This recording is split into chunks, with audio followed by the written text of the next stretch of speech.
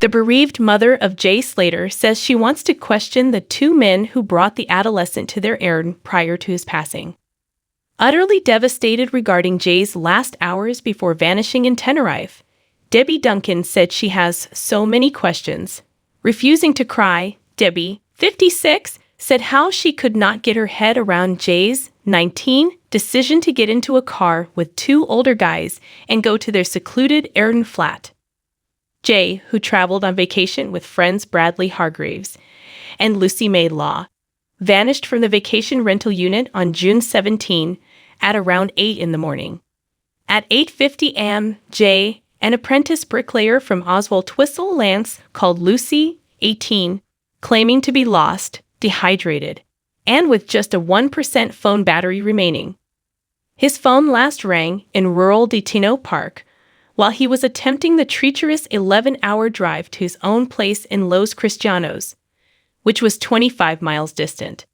Debbie revealed in her first tearful interview that she was haunted by the reason she drove nearly an hour to the isolated town of Mazda after Jay's body was discovered on July 15.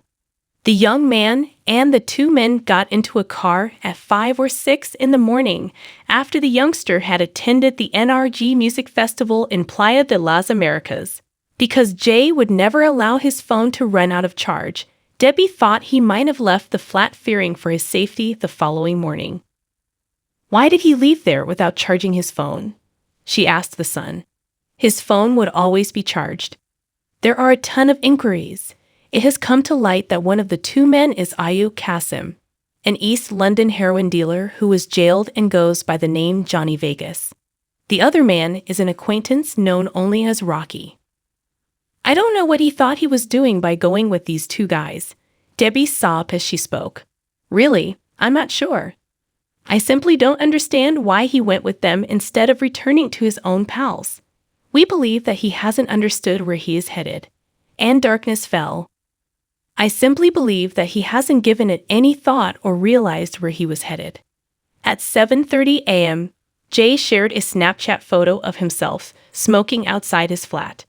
It seems that he was informed that there would be no bus to his accommodation until 10 a.m., so he proceeded in the wrong direction. Police on the island were notified that morning that Jay was missing. The two men were let to depart Tenerife by Spanish police, who promptly declared them to be not relevant to the inquiry. Jay came to the house alive and he left the house alive, stated Qasim, 31, who had used a bogus name to reserve the Erin. Debbie, however, stated, I don't know why they interviewed and let them go, in reference to the Spanish detectives. I'm not sure which day they were questioned. She mentioned that she would like to question the men who lived with Jay for his final hours, but that she had not heard from them. I would like to speak with them, probably in time, Debbie stated. I would like to know what was going through Jay's head and why he left. In response to rumors circulating on social media in the days following the discovery of Jay's body, Qasim and Rocky addressed the audience live. Arrest me then, if I'm guilty. What are you talking about? Qasim replied. When you're telling the truth, you don't slip up. Both said that Jay was involved in a tragic accident. In 2015, Qasim was convicted of 9 years in prison for being the head of a gang located in Cardiff, London, that dealt in heroin and crack cocaine. Qasim said, referring to a remark about returning Jay to the vacation cottage, took him home. Nobody took anyone, brother. He extended an invitation to himself. Use your head, dude, and think. How do I feel following this? It's absolutely insane, man. It's mental. As far as I'm concerned, man, it's genuinely mental. Qasim responded, I don't know why he was scared, and he ain't here to answer that question, when asked how Jay was doing. I don't want to say people could be going through something in their own heads. Who knows? Do you know what I'm saying?